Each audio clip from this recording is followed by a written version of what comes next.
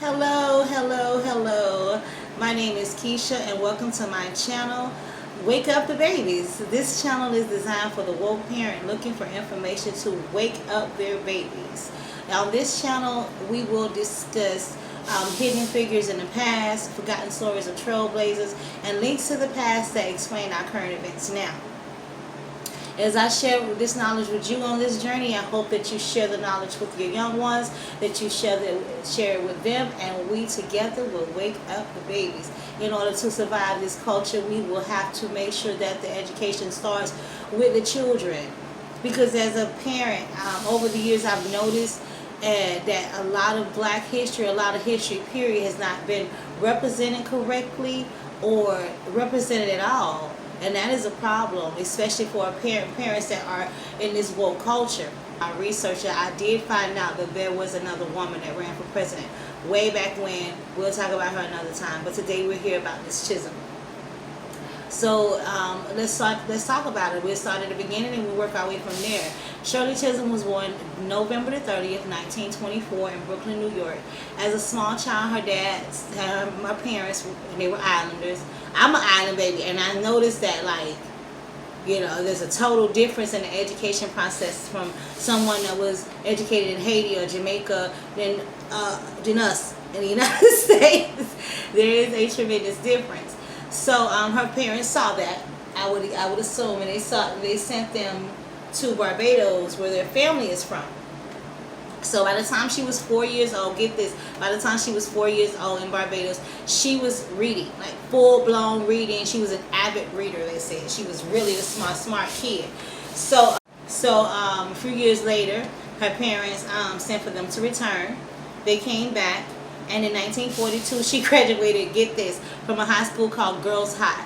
That's all it was, Girls High, not Brooklyn Girls High, not just Girls High. And even though she was accepted into Vassar on a full scholarship, that she decided to go to Brooklyn University and stay closer to home.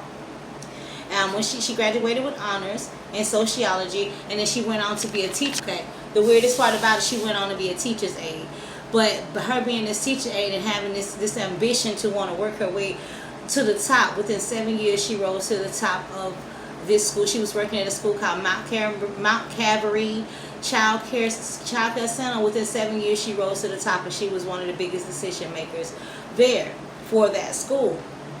So in 1946, because she had been talking to her dad, her dad was her biggest debater when it came down to politics, and he was really interested in politics, and so was she. So even as a child, they would have discussions about politics, so she grew up with this love of politics. She wanted to make a change. She wanted to make a difference.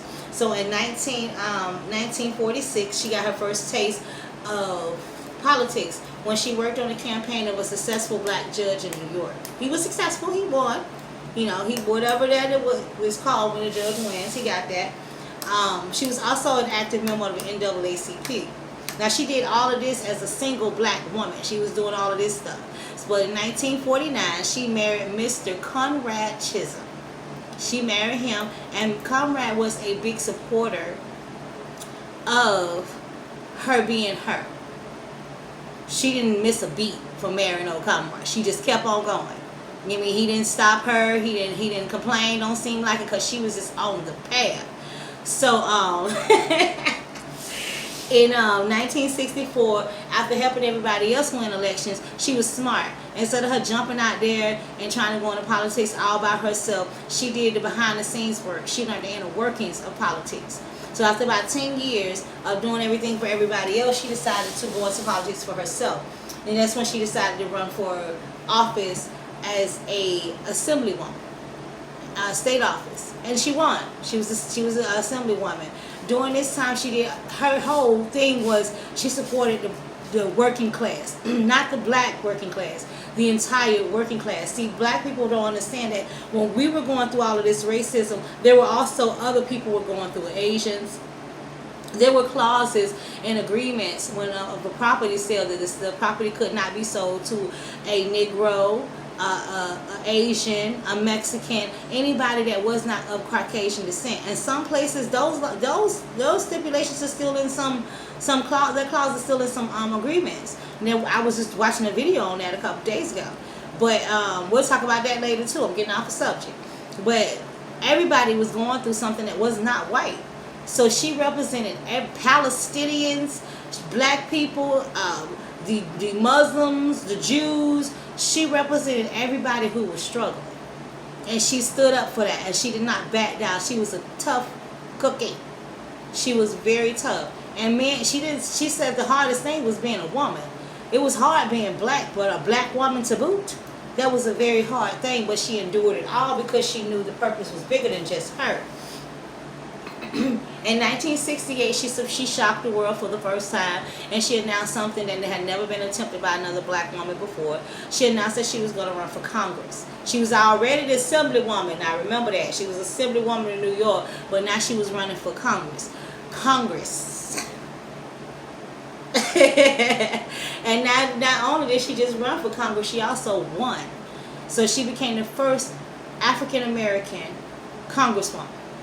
And listening to interviews that she did, she talked about how hard it was, and she sat at the table alone. She had to stand up to somebody. There was a guy that would cough every time she would walk into the Hall of Congress, or whatever it's called. It was somebody that would always, it was really, really, really derogatory towards her. But she stood her ground. She stayed in it. She wasn't going to give up just that easy. Not only was she not going to give up that easy, she was going to shock the world even more.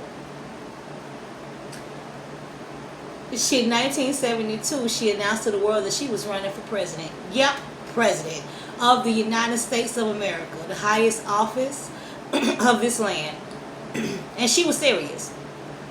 And she did the Democrat. She wanted to be the Democratic nominee, and she ran a good race. And there were things that stood in her way besides her being black, besides her being a woman, besides the white people not supporting her. Her own people wanted to know what she was up for. Like, why would you want to do that? Really crazy. So